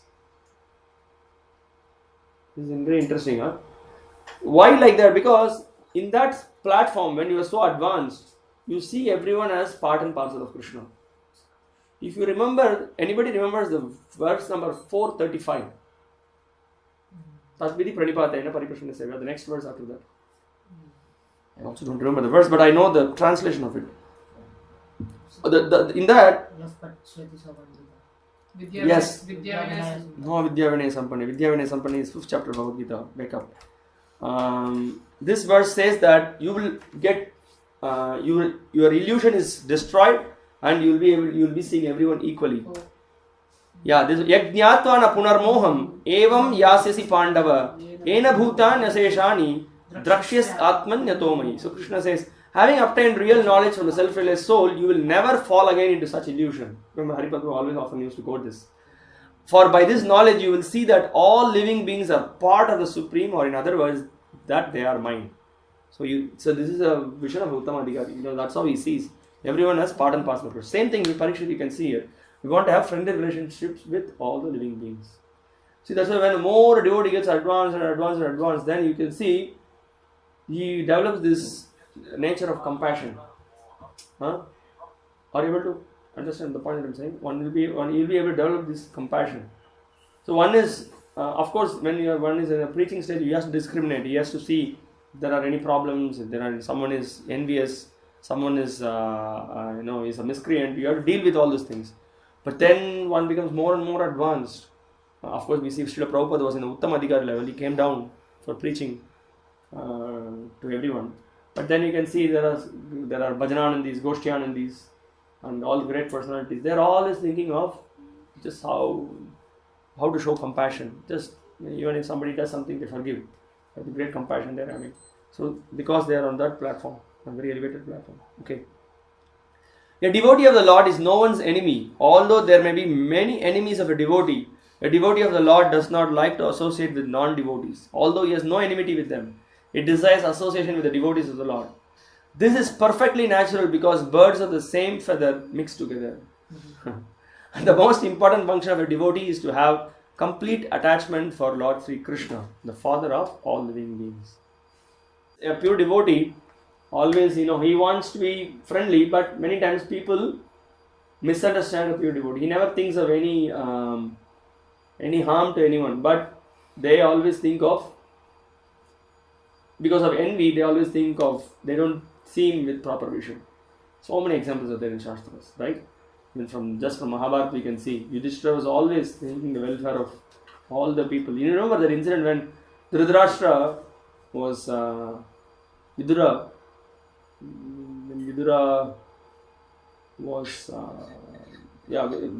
gave heavy dose to Dhritarashtra. Dhritarashtra left. Then even in that time also Yudhishthira Maharaj was so concerned. He was thinking about, did we do anything, any bad thing we did? Is there anything? He was upset. So what a consciousness, So that's how the great devotees are. So many examples are there. We'll just proceed with this verse. Okay, I'm just going to verse number 9, text 18. Thus the king Maharaj Parikshit sat to fast until death. All the demigods of the higher planets praised the king's actions and in pleasure continually scattered flowers over the earth and beat celestial drums. So Prabhupada says, they are always pleased with the devotee of the Lord, so much so that by their adidhaivik powers they help the devotee in all respects, and by their actions the Lord is pleased with them. There is an invisible chain of complete cooperation between the Lord, the demigods, and the devotee of the Lord on earth. So just to make a point here, that the demigods are so satisfied, so happy. Well, let's say Indra will also shower flower because he's not going to take any of the position or anything. That's also one angle is there. Another angle is also they are very happy that such a great devotee of the Lord and they are showering flowers. Okay, great. All glories, all glories. Of course, it's another. I just maybe made a bit extreme statement, but also you can see such a pure devotee of the Lord. He's and they were all completely captivated. Great, what a saintly behavior. Now they are all showering flowers. Okay. Otherwise, he's in panic. No, he's just saying, oh, another person. Now he's doing meditation. Now he's doing heavy tapasya. But his tapasya is to go back home back to God. All the great sages who were assembled there also praised the decision of Maharaj Parikshit and they expressed their approval by saying, very good. So how do they say very good? Sadhu, sadhu. It's mentioned in this verse. Yeah. Naturally, the sages are inclined to do good to common men, for they have all the quality powers of the Supreme Lord. Therefore, they were very much pleased to see Maharaj Parikshit, a devotee of the Lord, and they spoke as follows. That's why, of course, in modern days, nobody knows. Traditionally, it says sadhu, sadhu. Prabhupada says, seeing this, the great sages assembled very, very pleased, and they expressed their approval by saying, very good. Such sages are naturally inclined to do good to the common man, and when they see a personality like Maharaj Parikshit advance in devotional service, their pleasure knows no bounds, and they offer all blessings in their power. The devotional service of the Lord is so auspicious that all demigods, all sages, and the Lord himself become pleased with the devotee, and therefore the devotee finds everything auspicious. Just we saw recently, His Grace Pankajangri Prabhu left the body. So many devotees. They were all sharing their good memories of Pankajangri, His Grace Pankajangri Prabhu. They were all appreciating him so much for his dedication, for his service, taking care of the deities, in training, and taking Prabhupada's instruction as life and soul, and stayed in the Dham right from day one, and completely dedicated to the Lord's service. And everybody felt so much separation. That's a devotee. Whenever a devotee departs, so there is always mixed feelings, right? One feeling is, we are missing the association of such a great devotee. Another mixed feeling of happiness and distress. Another feeling is that, oh great, finally he went back home. He went to the Lord's abode, or he has gone to take up some other service in the Lord's mission. So there's a mixed feeling. So here he is saying, the demigods are pleased, the rishis are pleased, the Supreme Lord is pleased. What more is required? Okay. The sages glorify the king's decision, and Maharaj Parikshit inquires about the duty of one who is about to die. Now, we will see here, Parikshit already knows. Now, to save all of us, he is asking a question, posing a question to Shukadeva Goswami. What is it that I should do, and what is the real duty of human being? So now I have just put a theme here that devotee is not enamored. He is not enamored by any. That's how he renounced. We can see in this verse. O chief of the saintly kings, since you are one of the kings of the Pandu dynasty, who are all strictly in the line of Lord Sri Krishna, it is not at all astonishing that you have given up your throne, which is decorated with the helmets of many kings, to achieve eternal association with the personality of Godhead. Prabhupada says, in whichever species of life I have taken birth, compelled by the force of my own activities, I have very painfully experienced two things, namely separation from my beloved and meeting with what is not wanted. And to counteract them, the remedies which I undertook were more dangerous than the miseries themselves. So I have drifted from one point to another, birth after birth, and therefore I pray to you to give me shelter at your lotus feet. So nicely, he's saying two things. Because of the being forced by the karmic reactions, I have very painfully experienced two things: separation from a beloved and meeting with what is not wanted. So these are the two things he is suffering. So he says that is why I am seeking your shelter at your lotus feet, birth after birth. Maharaj Yudhishthira is giving examples of how great personalities gave up the throne. Maharaj Parikshit was a worthy grandson of Maharaj Yudhishthira. Maharaj Yudhishthira gave up the imperial throne to his grandson. And similarly, Maharaj Parikshit, the grandson of Maharaj Yudhishthira, gave up the imperial throne to his son Janamejaya. That is the way of all the kings in the dynasty, because they are all strictly in the line of Lord Krishna. Thus, the devotees of the Lord are never enchanted by the glare of materialistic life, and they live impartially, unattached to the objects of the false, illusory, materialistic way of life. Do you remember of a great personality in the Bhagavatam who also renounced? Did not care for anything. He just renounced when the time came for renouncing. Yeah? Good, very good. Bharat Maharaj. That's what I was thinking of. And what the Bhagavatam says about that? How he left it? Stool. Yeah, when you have to explain it. Just if you say stool doesn't make sense. So when we pass stool, we don't just do analysis. What is that and what color and all those things. We don't even think about it. We don't even speak about it. Never ever a discussion happens unless you are sick or you have to go to the doctor. Similarly, Rishabhdev also. Specifically, I'm just discussing about Bharat Maharaj. So Bharat Maharaj, he just left his kingdom like that without any interest. Actually, Muchukunda, in his prayers, is amazingly speaking about how this material world is temporary. Whatever position you have, it's temporary. Don't be enamored. You have to give up at one point of time. See, I'm just going to read the translations. Peacefully, you can read these verses and purport afterwards. The body that at first rides high on a fierce elephants or chariots adorned with gold. This is Srimad Bhagavatam, Canto 10, Chapter 51, Text 50. Adorned with gold and is known by the name King, is later by your invincible power of time called feces, worms or ashes. He says, by the movement of the Kala Chakra, what happens? This is what happens to you. You think you are a great king, but you are going to lose everything. Then he says, having conquered the entire circle of directions and being thus free of conflict, a man sits on a splendid throne, receiving praise from leaders who were once his equals. But when he enters the women's chambers where sex pleasure is found, he is led about like a pet animal. Then next verse he says, a king who desires even greater power than he already has strictly performs his duties, carefully practicing austerity and foregoing sense enjoyment. But he whose urges are so rampant, thinking I am independent and supreme, cannot attain happiness. So happiness, one really gets happiness when he understands the situation, his position, and he gives up and takes to the complete path of spiritual life. Okay, there are some more verses. As I'm running short of time, I'm just going to, you please make a note of it. 10, 51, 50 to 54. 10, 51, 50 to 54. Nice verses, makes us think about how temporary this material world is and how we should not become attached to the material positions.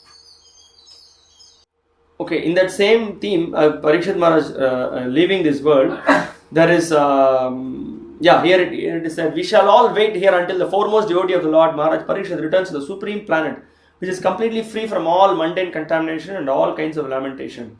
So here it is said that they are all sure that this Parikshit is going to go to the highest abode. So Prabhupada at the end of this purport he speaks, when a great devotee of the Lord passes away, there is nothing to be lamented because the devotee is destined to enter into the kingdom of God. But the sorry plight is that such a great devotees leave our sight, and therefore there is every reason to be sorry. This I discussed two things, As the Lord is rarely to be seen by our present eyes, so also are the great devotees. The great rishis therefore correctly decided to remain on the spot till the last moment. Yeah, so they were. I just also saw the cremation ceremony of Pankaj and Vibhu. I saw even from it. I think the burning of the fire. I mean, I was just thinking, in spite of Corona and all this, and some devotees were just, from the beginning to end, they were just there. And there was some YouTube video, 5 hours, and there are some rites to be performed, but still there are so many. That means, that's the glory of a devotee. There are so, some of them are offering prayers from the house, some of them are in the house, some of them are watching. That's the devotee. They were finding it great difficulty, feeling the separation of the pure devotee. In fact, when Srila Prabhupada left this world, there were many devotees who were unable to bear the separation. Some of them, they went on distributing books. It was very difficult. They were not able to eat, they were not able to sleep, they were not able to digest what had happened. So what to do? So they observed what is very pleasing for Prabhupada. They went on distributing books. And like that. Okay. In Satyaloka, the inhabitants are fully cognizant of Vedic wisdom, and thus the mystic cloud of material energy is cleared. Therefore, they are known as the Vedas personified. Such persons, being fully aware of the knowledge both mundane and transcendental, have no interest in either the mundane or transcendental worlds. They are practically desireless devotees. So who are other personalities who were there in this assembly? In fact, he said that almost they are Vedas personified, he is saying. They are also here. They are also they are also come to hear from here in the assembly of all the devotees. Now the main scene has happened. Now Shukadeva Goswami, whom we are all waiting for his arrival. Now the glories of Shukadeva Goswami will be discussed in the upcoming verses. So having all the scene is set, now they are all wondering what to do, how to handle, what should be done. Text 24. O trustworthy Brahmanas, I now ask you about my immediate duty. Please, after proper deliberation, tell me of the unalloyed duty of everyone in all circumstances. First question. And specifically of those who are just about to die. So 2 questions he asked. What is the really good thing that you have to do? Vishrabhya vipra iti krityatayam sarvatmanam riyamanaischa krityam. So by complete deliberation, you please tell us. So all the rishis were made to think what should be done. Just on that question, when he raised that question, now Shukadeva Goswami is appearing in the scene. At that moment, there appeared the powerful son of Vyasadeva, who travelled over the earth disinterested, satisfied with his own achievements. He did not manifest any symptoms of belonging to any social order or status of life. He was surrounded by women and children and was dressed as if others had neglected him. Okay, this particular small portion I'm going to read. He was neglected by the general populace. Who was neglected? Shukadeva Goswami. Generally, nobody knew about his glories. And inquisitive boys and women surrounded him as if he were a madman. He thus appeared on the scene while travelling on the earth of his own accord. It appears that upon the inquiry of Maharaj Parikshit, the great sages were not unanimous in their decision as to what was to be done.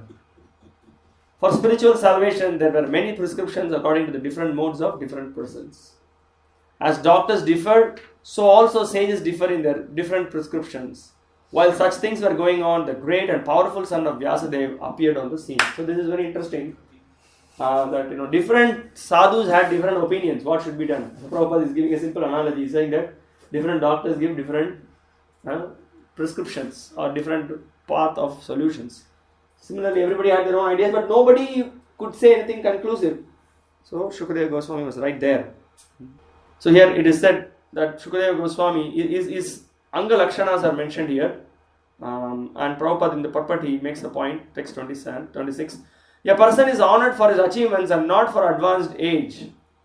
A person can be older by experience and not by age. Sri Shukadeva Goswami, who is described herein as the son of Vyasadeva, was by his knowledge more experienced than all the sages present there, although he was only 16 years old. So that is why we don't see the person not by his age or by his academics skill or how much devotional purity a person has got, or how much service he is rendering to the Lord, how much affection he has for the chanting of the holy names of the Lord, how much is detached, how much is absorbed in Krishna's service. E bharo se bharo. Meaning, one who is completely surrendered, one who is fully engaged in the service of the Lord, he is considered to be superior, not by age. I am 20 years in the movement, I am 10 years, I am a senior devotee. Senior means what?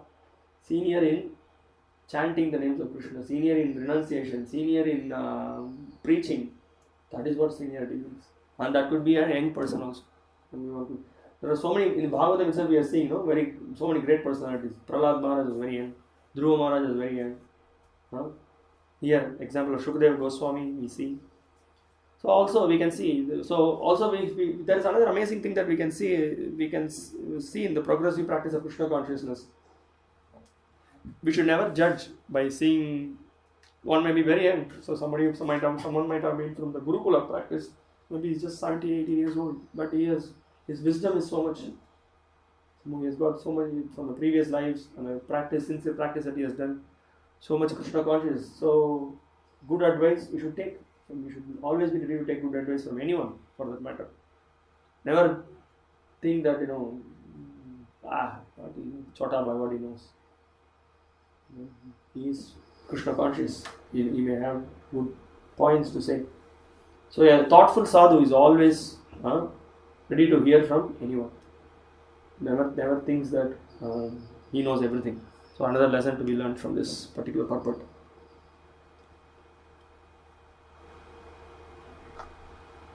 Okay. It's also interesting for us. At least one time we can hear what are the lakshanas of great personalities.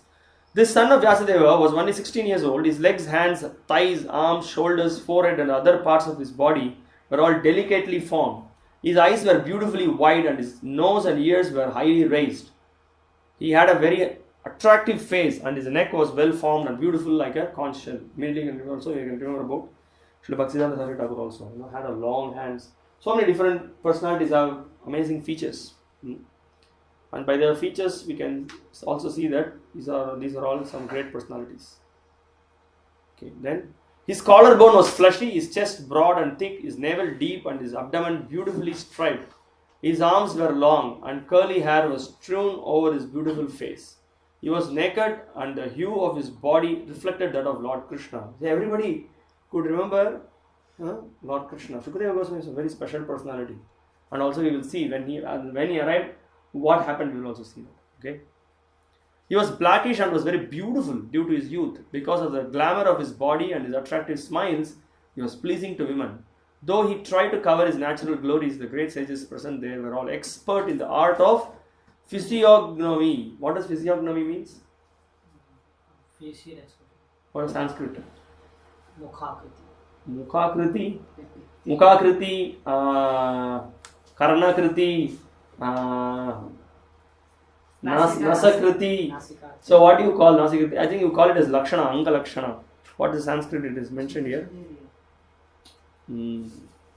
Yeah, Tal Lakshana it is said here, no? Tal Lakshana, Lakshana Gnyaha, expert in the art of physiognomy. So Lakshana, Anga Lakshana, Sharira Lakshana, whatever you may call. Okay. Sa Vishnurato Titaya Agataya Tasmai Saparyam Shirasa Jahara Tato Nivrittaya Abhudastriyor Bhaka Mahasane Sopa Vivesha Pujitaha. Maharaja Parikshit, who is also known as Vishnurata, one who is always protected by Vishnu, bowed his head to receive the chief guest Shukadeva Goswami. At that time, all the ignorant women and boys ceased following Srila Shukadeva. Receiving respect from all, Shukadeva Goswami took his exalted seat. Immediately, he offered his obeisances to Parikshit Maharaj, seeing the exalted position of Shukadeva Goswami. Okay, now in this particular next verse, it is mentioned that all of them, they stood up. In the great assembly of saintly personalities, there was Vyasadeva, the Brahmarishi Narada, the Devarishi Parashurama, the great ruler of the Kshatriya kings. Some of them are very powerful incarnations of the Lord. Shukadeva Goswami was not known as a Brahmarishi, Rajarishi or Devarishi, nor was he an incarnation like Narada, Vyasa or Parashurama, but everybody paid great respects to the Shukadeva Goswami. Sloka number 31, the proper way of inquiry is mentioned here. Now we will see. The sage Sri Shukadeva Goswami sat perfectly pacified, ready to answer any question with intelligence and without hesitation. The great devotee Maharaja Parikshit approached him, offered his respects by bowing before him, and politely inquired with sweet words and folded hands. So what are the things mentioned here? Offered his respects by bowing down before him, to politely inquired with sweet words and folded hands.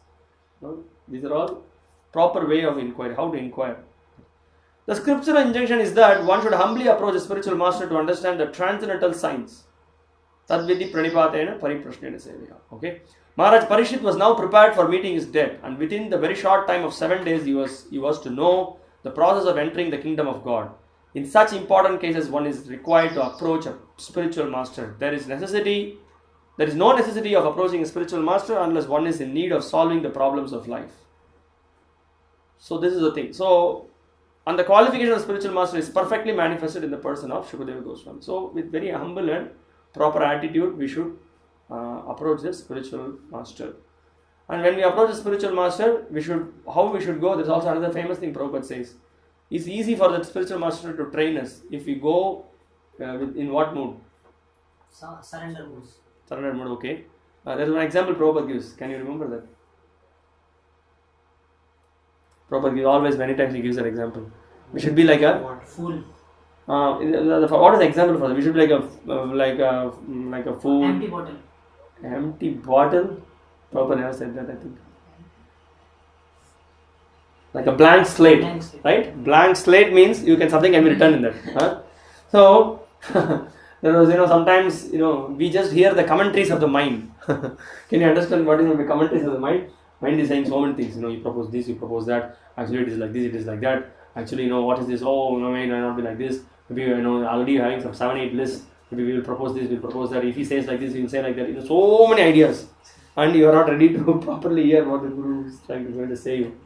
So that's called the commentaries of the mind. So you better don't hear to the commentaries of the mind. Hear one single statement of the spiritual master. Of course, the whole picture is there. He can always discuss, humbly present our situation. But the point is that if we are in a very humble mood to hear, then we will be benefited very much.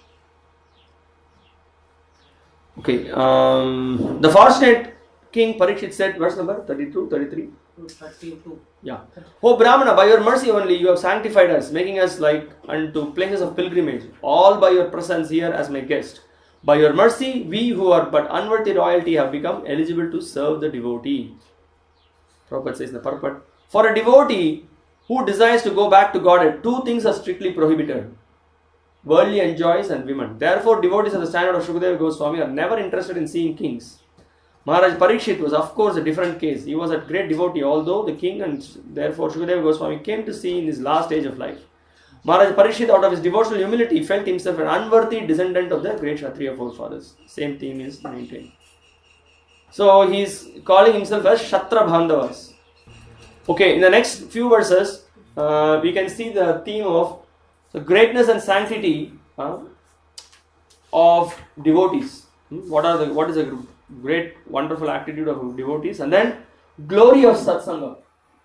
So here you see Parikshit, all he wanted is in the association of devotees, he wants to hear the glories of Supreme Lord Sri Krishna. So that we can see here being glorified. Simply, this is the verse I said. I remember I told you that just by remembering. Okay, we will read this verse, nice verse. Yesham samsmaranat pungsam sadya shuddhyanti vai grihaha king punardarshana sparsha pada saucha sanadivihi. Simply by remembering you, our houses become instantly sanctified, and what to speak of seeing you, touching you, washing your holy feet, and offering you a seat in our home. So Prabhupada says in the purport, if such saints appear in the homes of worldly people, certainly the accumulated sins of such worldly enjoys become neutralized. Therefore, the holy saints actually have no self-interest with the householders. The only aim of such saints is to sanctify the houses of the householders, and the householders therefore should feel grateful when such saints and sages appear at their doors. A householder who dishonors such holy orders is a great offender.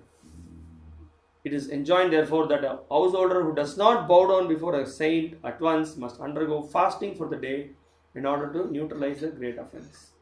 So the minimal thing. First thing, whether you offer something or not, first you bow down. Okay, text 34. Just as the atheist cannot remain in the presence of the personality of God, and so also the invulnerable sins of a man are immediately vanquished in your presence, O saint, O great mystic. I'll just, in this incident, just quote which I have discussed before, if you remember. One time, there was one big king of which place? Kali Yuga brain, not able to remember. Somewhere in Mizoram or Assam, somewhere near, a very big king who was very, very submissive to Srila Bhakti-vaibhava Saraswati Thakur. One time he thought that whatever may happen, come what may happen, I will not bow down today. Every time I'm bowing down, I don't want to bow down. So he thought like that, and then king of Mizoram or something. So he came in front of, so Srila Bhakti-vaibhava Saraswati Thakur again, he came the other day, and the moment he entered, he just could not, just by the personality, he just fell flat on the ground. That was such a great personality. His purity, his charisma was just naturally demanded respect from others. So this one thing, sadhus, specifically sadhus and Bhagavatas, pure devotees of Lord Vishnu.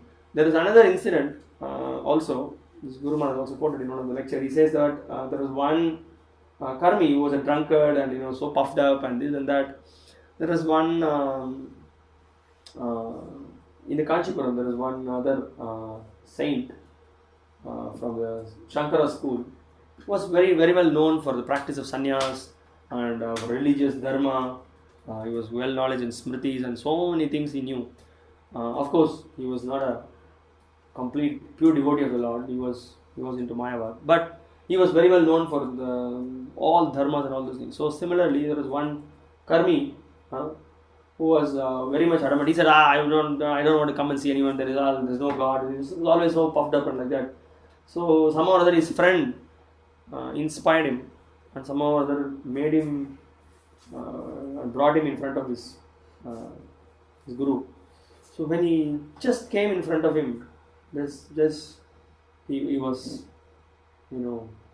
he just somehow he bowed down, and he was just dumbfounded. He just, when he started speaking, asking some inquiries and asking some questions, he just became cool down. So the point that I'm saying is this, and the sadhus themselves, because of their purity, they are very powerful, and specifically what to speak of a pure devotee of the caliber of Shukadeva Goswami or Parikshit Maharaj, it has a very powerful impact. And we know, one time Srila Prabhupada said, when I think it was in the airport, France airport, I think when Prabhupada was coming out, Prabhupada asked, so why everyone is bowing down? Because Prabhupada said that I am completely free from sex desire. Prabhupada said. So Prabhupada also, so many people, even some karmis who had never knew about Prabhupada, they bowed down to Prabhupada. Because they were all stunned to see, some of them were in tears also when they saw devotees going down, and when they say the loving relationship of the disciples for Srila Prabhupada, they were all stunned. That is the power of pure devotee. Okay, the Purport Prabhupada says, it is said that a ghost cannot remain as soon as the holy name of the Lord is chanted. The great saints and devotees of the Lord are in the list of his paraphernalia, and thus as soon as a saintly devotee is present, the ghostly sins are at once vanquished.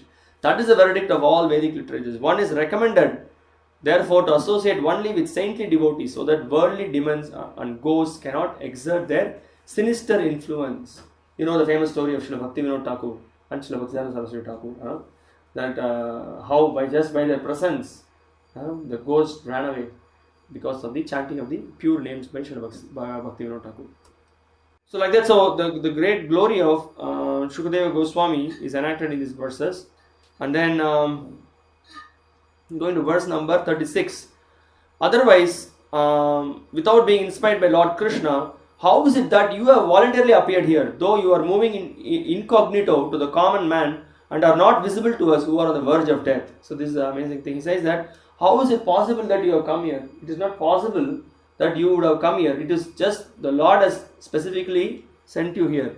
One who is not authorized by the Lord cannot become a spiritual master. Srila Prabhupada says in the purport. Srila Shukadeva Goswami is an authorized spiritual master, and thus he was inspired by the Lord to appear before Maharaj Parikshit and instruct him in the teachings of Srimad Bhagavatam. One can achieve the ultimate success of going back to Godhead if he is favored by the Lord sending his true representative. As soon as a true representative of the Lord is met by a devotee of the Lord, the devotee is assured a guarantee for going back to Godhead just after leaving the present body. Now, in this verse, you see there is one point I want to mention, that he says that very rare are you souls, very rare to see you. So that is example is given that Shukadeva Goswami will go, nobody will be hardly able to see him. If at all he goes to some family people's house, what he will go and ask for them? Do you remember? Milk also, just he will be there to the time the milk is being milked, and he will drink and he will disappear. Very short, very difficult to see him. This is such a great personality has come to give darshan to me. That means definitely it's mercy of the Lord, he says that. Oh, this is a very, we all should take tremendous inspiration. We all feel that, I am so unfortunate, for Arjuna, Krishna was there, personally spoke Bhagavad Gita. But, that's definitely true. We all feel, we miss Prabhupada. We could never see Prabhupada. You see here what Prabhupada says in this purport, at the end of the purport. The sincere devotee is thus assured by the Lord of going back to Godhead. The conclusion is that to get the assistance and help of a bona fide spiritual master means to receive the direct help of the Lord himself. See, we should know what we are into it, what we have got. Sometimes because of familiarity and as time has gone, we will forget. We are actually directly in touch with the Supreme Lord because we are in touch with the pure devotee of the Lord. So that we should remember. You are the spiritual master of great saints and devotees. I am therefore begging you to show the way of perfection for all persons and especially for one who is about to die. Prabhupada here talks here that we should never use spiritual master like a pet dog. Many lectures Prabhupada said that. Don't put spiritual master like a pet dog. A spiritual master is not a kind of decoration for a householder. Generally, a fashionable materialist engages a so-called spiritual master without any profit. The pseudo-spiritual master flatters the so-called disciple, and thereby both the master and his ward go to hell without a doubt. Maharaj Parikshit is the right type of disciple because he puts forward questions vital to the interest of all men, particularly for the dying men. The question put forward by Maharaj Parikshit is the basic principle of the complete thesis of Bhagavatam. Now let us see how intelligently the great master replies. We went to one donor's house, I remember some 5-6 years back. We were going for book distribution, and that donor was showing the photo of one so-called guru. Just he has many gurus in his table, this Swamiji came, that Swamiji came, he came, that came. He wants to show that he is a big person. I gave donation to this person, I gave donation to that person. And what is he doing in his life? What philosophy is following? It's a Khichdi philosophy. No specific philosophy he has got. No specific path he has got. He's already 62 years. Never wants to give up his, give up his business. He still wants to be in a position. Recently the person, of course, after some time now, he gave some donations to ISKCON, and that way we appreciate it. But so much attached to the last moment, wanted to be the director. Does not have a hair. Whenever we go, actually we stayed in this place. And one day, and he stayed, somehow or other, he has always some affinity for some sadhus. So he gave us association to stay in his bungalow, in his own guest house. So he also, whenever he comes to that particular place, he used to stay there. So he had come 2 days back and he went to meet his son or somewhere. So he left his overnight. He was staying in some other house in the whole bungalow. He was staying in some other house, but his wig he left in one particular room. And then we were just going. I was chanting, and then I saw a special wig. Then I realized, this is the wig. He every day comes and spends some half an hour decorating himself. Puts a lot of powders and other things, and he will come out whenever he meets the people. Comes out to meet the people. He will put that wig. He said, you are 65 years old. Why you need a wig? He has to set up personality, and you can see the contrast between great examples we see in the Bhagavatam and the current so-called so many people. Sorry, what? That wig can be told what it means. Wig means artificial hair. No? You don't have. It's completely bald. but you want to show yourself as you have nice hair and everything. When you just go a little close, you can see that everything is just artificial. You don't have hair cannot grow for you; it's already gone. Okay. So this is the pity of modern. We don't even want to give up the hair. Yat shrotavyam ato japyam yat kartavyam nirbhik prabho smartavyam bhajaniyam va bruhi yad va viparyayam. Please let me know what a man should hear, chant, remember and worship, and also what he should not do. Please explain this all to me. O powerful Brahmana, it is said that you hardly stay in the houses of men long enough for a cow to be milked. I think Sridhara Swami or someone in the commentary says that, so you, very short time you just stay. And then you cannot be seen, you will just go away. So we already discussed this, so I'm not going to read it. So here Prabhupada makes the point. So a saint like Shukadeva Goswami would hardly stay at the house of a householder for more than 5 minutes in the morning. In other words, such saints are very rarely seen in the houses of our householders. So how fortunate, the people who got also the association of Srila Prabhupada. They even a small momentary association with Prabhupada, people they remember till the last moment. Who can Prabhupada putting the feet somewhere with such glory. Okay, and the last verse of this chapter. Sri Sutta Goswami said, the king thus spoke and questioned the sage using sweet language. Then the great and powerful personality, the son of Vyasadeva, who knew the principles of religion, began his reply. So now, in the second canto, beginning of the second canto, we will see very profound instructions. Actually, the Bhagavatam is beginning. All instructions are beginning from Shukadeva Goswami's answers from that stage.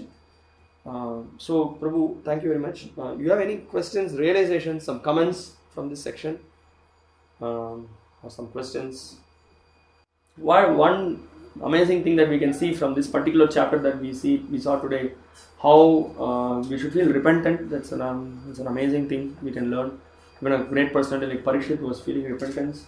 So we can also think, because our life always we make mistakes, we should repent for it and then correct it and then improve. Then we also see the proper moods of inquiry, how one should ask proper questions, and also the etiquettes are discussed, how we should be, whatever may be in our life, we should have the gratitude from our teachers, from our spiritual masters, from anybody for that matter. We should always feel gratitude and we should be thankful to them in our lives. That's a proper etiquette. In that way, the Supreme Lord is pleased. Great personalities are pleased by that. And we will be able to be in proper consciousness. Anything else?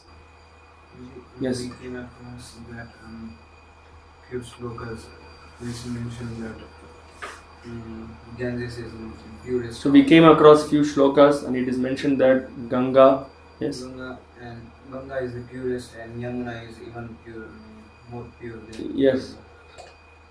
Among all holy rivers.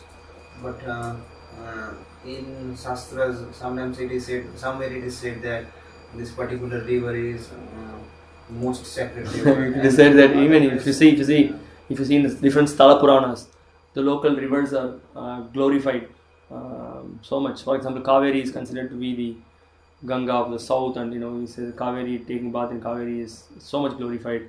And if you go to Dwaraka, what's that river? Gomati. Gomati is glorified. We have these 7 important rivers. No, everything is glorified. Well, it is. So yes, I am getting your question. Yes, what's your question? Sometimes it is said that this particular river is even more pure than, more sacred than Ganga. Just by hearing its name, we will get free from the sin. Yeah. See, the thing is that actually, what to say? Because from you see of all the rivers, now just be here in this Yamuna. Why Yamuna is considered even more stronger, 100 times stronger, it is said, in this purport. Why it is? Because we see Krishna's pastimes happened there. So also we could see, we have to see in a particular situation, maybe some amazing pastime happened in some particular place. Lord sometimes gives some particular boon. It's all extra token and shower of mercy. And also we can see the Lord gives special mercy to his devotees in certain places and like that. But as we say, many times we also hear on the Vaikuntha Ekadasi day, specifically in south, in Sri Vaishnava Sampradaya is there. On this particular Vaikuntha Ekadasi day, if you go and then go to the Vishnu temple, and then if you go and then take darshan of the Lord, you will definitely enter Vaikuntha. So we can see nowadays people that because of piety, they on that particular day they will go and then it's called Sargavasal, they say, they go and then take darshan of they don't take darshan of the Lord. They see that the design will be so wonderfully done. There will be the doors of Vaikuntha, and then anybody takes darshan, bas he goes to Vaikuntha. So yes, that statement is there. It's a very powerful statement. But then also after that, what you're going to do? That is also there. You just take up like the mercy of the river is there. Okay, you go and then take a dip there. So now now rubber stamp is done. Like that Maharaj used to say in Calcutta, there was one devotee, an accountant devotee was there. Every day there was such profound kirtan will go on. He was accountant in our temple, amazing kirtan will go on. So many Bhagavatam classes are going on, so many festivals are happening. But all the way he was on leave for 3 days. And it was inquired what happened. He went to the Ganga Sagar festival. So that Ganga Sagar festival, what happens that day?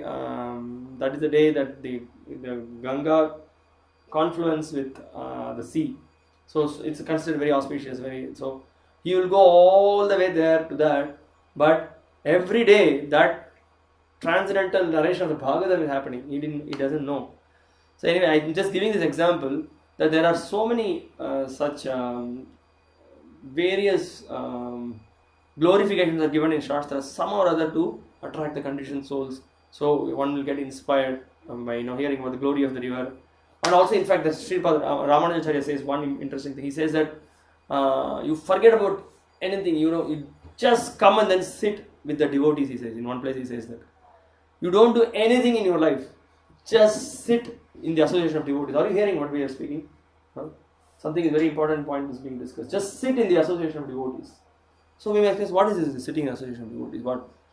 Just by sitting in the association of devotees, even if one does nothing, then he gets sukriti. Then actually what is understood is gradually he will, it could be fast also, depending on the individual. He may start to inquire. He will start asking questions.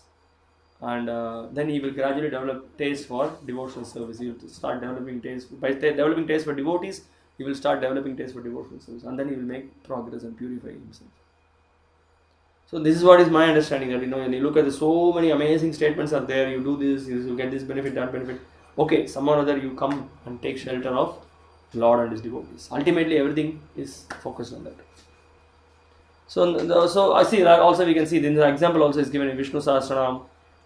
Is there, and then chanting of Vishnu's name is great, wonderful. But then chanting Krishna's name even highly beneficial. And then we have the Tattva point of view. Then we have the Rasa point of view. From Tattva point of view, everyone is equal. Again, from the Rasa point of view, then we see Krishna's position is relationship with Krishna and other higher rasas are there.